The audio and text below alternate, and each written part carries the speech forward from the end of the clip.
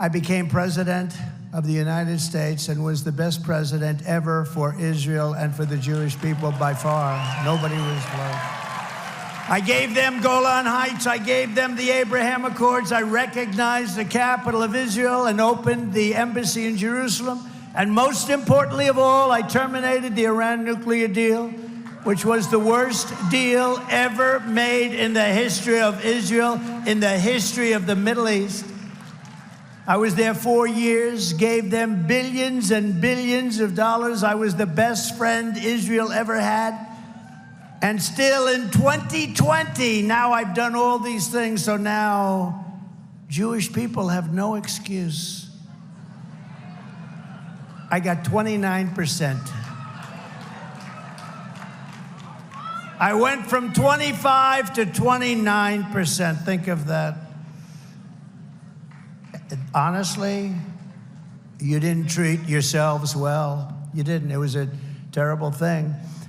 And what made me even more upset about it is the current polling has just been announced. Now, I just announced the polls and I'm now polling at about 40%. That means 60% of Jewish people are going to vote for Kamala or a Democrat.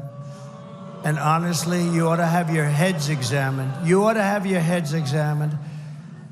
And those votes may be necessary for us to win. I say us to win because we're in this together. But who are these people? Who are the 60% that would vote? And I really believe that bad things, very bad things are going to happen. And I'll put it to you very simply and as gently as I can.